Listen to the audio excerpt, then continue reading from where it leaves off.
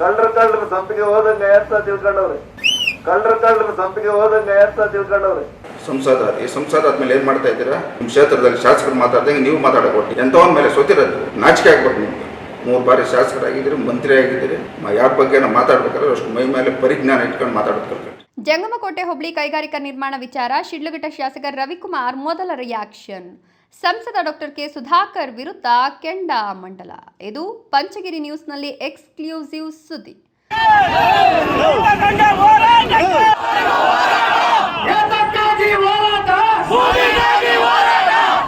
ಕಳ್ಳರ ಸಂಪಿಗೆ ಹೋದಂಗೆ ಅಂತ ತಿಳ್ಕೊಂಡವ್ರೆ.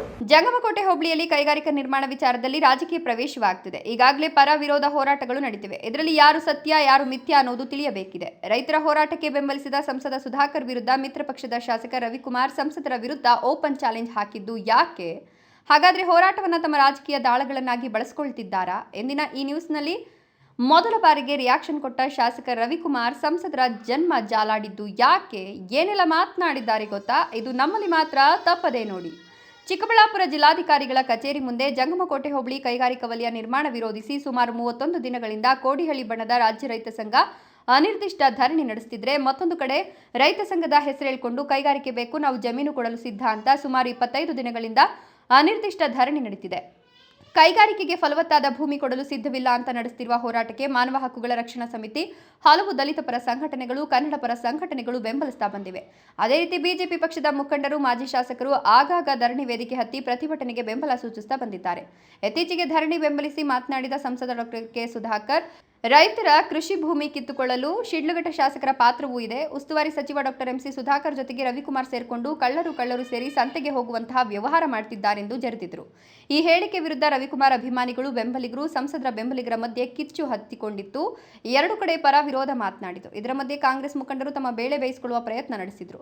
ಜೆಡಿಎಸ್ ಜಿಲ್ಲಾಧ್ಯಕ್ಷರು ಶಾಸಕ ರವಿಕುಮಾರ್ ಪರ ಬ್ಯಾಟಿಂಗ್ ಬೀಸಿದ್ರು. ಇಷ್ಟೆಲ್ಲ ವಾದ ವಿವಾದ ನಡೀತಿದ್ರು ಮೌನವಾಗಿದ್ದ ಶಿಡ್ಲಘಟ್ಟ ಶಾಸಕ ರವಿಕುಮಾರ್ ಮೊದಲ ಬಾರಿಗೆ ರಿಯಾಕ್ಷನ್ ಕೊಟ್ಟಿದ್ದಾರೆ. ಪಂಚಗಿರಿ ನ್ಯೂಸ್ನೊಂದಿಗೆ ಮಾತನಾಡಿರುವ ಅವರು, ಮಿತ್ರ ಪಕ್ಷದ ಶಾಸಕರೆಂದೂ ಲೆಕ್ಕಿಸದೆ ಸಂಸದ ಸುಧಾಕರ್ ತಮಗೆ ಇಷ್ಟ ಬಂದಂತೆ ಮಾತನಾಡಿದ್ದಾರೆ. ಇವರಂತೆ ನಾನು ಸಮಯ ಬಂದಾಗ ಯಾರನ್ನೋ ಬಲಿ ಕೊಡುವ ವ್ಯಕ್ತಿ ಅಲ್ಲ. ಅಷ್ಟಕ್ಕೂ ನಾನು ವಿರೋಧ ಪಕ್ಷದಲ್ಲಿದ್ದುಕೊಂಡು ಕೈಗಾರಿಕೆ ತರಲು ಸಾಧ್ಯವೇ? ಜಿಲ್ಲಾ ಉಸ್ತುವಾರಿ ಮಂತ್ರಿಗಳು ಅದನ್ನು ತೀರ್ಮಾನ ಮಾಡಿದ್ದಾರೆ. ಅದು ಬೇಡ ಅಂದ್ರೂ ವಾಪಸ್ ಹೋಗಲ್ಲ, ಬೇಕು ಅಂದ್ರೂ ನಾನು ತರೋಕ್ಕಾಗಲ್ಲ. ಒಂದು ಕೈಗಾರಿಕೆ ಮಾಡೋದಾದ್ರೆ ರೈತರ ಕೃಷಿ ಭೂಮಿಗೆ ಯಾವುದೇ ಕಾರಣಕ್ಕೂ ತೊಂದರೆ ಆಗಬಾರ್ದು ಅಂತ ಕೈಗಾರಿಕಾ ವಲಯಕ್ಕೆ ಸೇರಿಸಿಕೊಂಡಿದ್ದ 450ಕ್ಕೂ ಹೆಚ್ಚು ಎಕರೆ ಭೂಮಿಯನ್ನ ರೈತರಿಗೆ ಉಳಿಸಿದ್ದೇನೆ.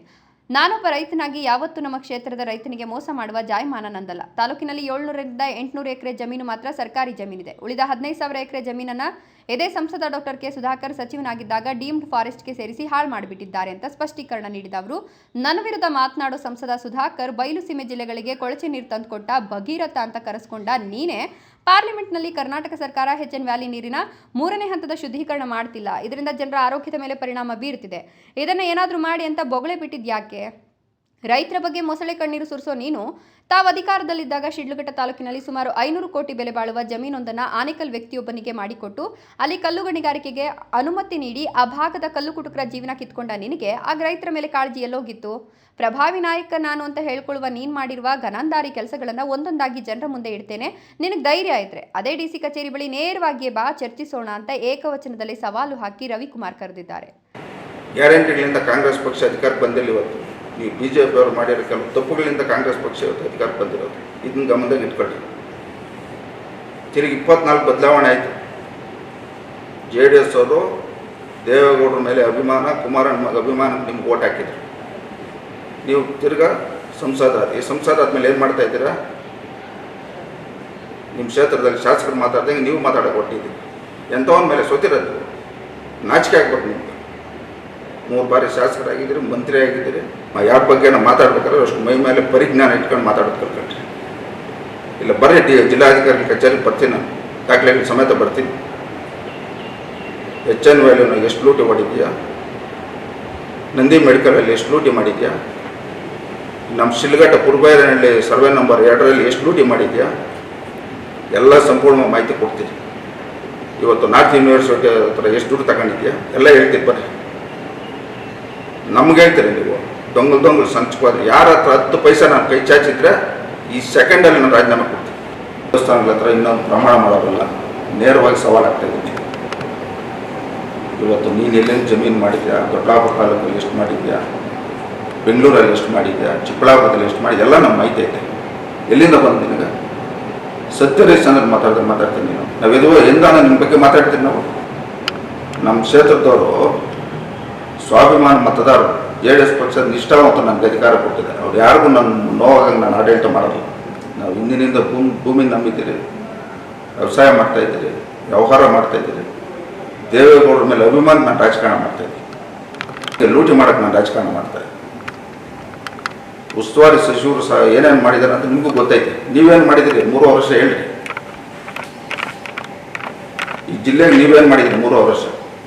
ನಮ್ಮ ಸಾಧನೆಯಲ್ಲಿ CH ಆಂಧ್ರವ್ರ ಹತ್ರ ಎಷ್ಟು ತಗೊಂಡು ದುಡ್ಡು ನೀವು ಇದುವರೆಗೂ ಅವ್ರಿಗೆ ಅಡ್ಮಿನಿಸ್ಟ್ರೇಷನ್ ಅಪ್ರೂವಲ್ ಕೊಟ್ಟಿದ್ದೀರಾ? 11 ಕೋಟಿ ಕೊಟ್ಟರೆ 11 ಕೋಟಿ ಪರ್ಸೆಂಟೇಜ್ ಕೊಡ್ತೀರಿ. ಎಷ್ಟೈತೆ ನಿಮ್ಗೆ ಮಾತಾಡಿ.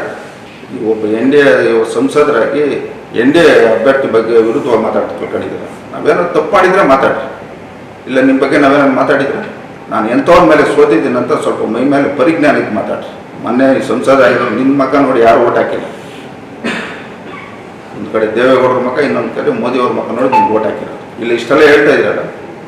ಚಿಕ್ಕಬಳ್ಳಾಪುರ ವಿಧಾನಸಭಾ ಕ್ಷೇತ್ರ ನೆಕ್ಸ್ಟ್ B.Farm ತಗೊಂಡ್ರೆ ನೀವು NDA ನೋಡೋಣ. ನೀವು ನಿಜವಾದ ರಾಜಕಾರಣ ತಗೊಂಡ್ರೆ NDA ನೋಡೋಣ. ಅವರು ನಮ್ಮ MC ಸುಧಾಕರ್ ಅವರು ರಾಜಕಾರಣ ಮಾಡ್ತಾರೆ. ಅವ್ರ ಹತ್ರ ನೋಡಿ ಕಲ್ತ್ಕೊಳ್ರಿ. ಇಲ್ಲ ಅವ್ರು ಕಾಲು ಕೆಳಗೆ ಅದಕ್ಕಿಂತ ದೂರಿ ಬುದ್ಧಿ ಬರ್ತದೆ.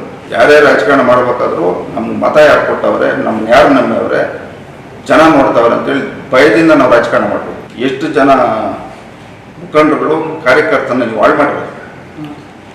ನಿನ್ನ ಅವಧಿಯಲ್ಲಿ ಎಷ್ಟು ಕೇಸುಗಳು, ಎಷ್ಟು ಜನ ಮೇಲೆ ದೌರ್ಜನ್ಯಗಳು ಮಾಡ್ತಿದ್ದೇನೆ, ಇವೆಲ್ಲ ಗಮನದಲ್ಲೈತೆ. ಇವತ್ತು JDS ಪಕ್ಷದ ಬಗ್ಗೆ ಮಾತಾಡುವಂಥದ್ದು ಹೊರಟಿದ್ದೀನಿ.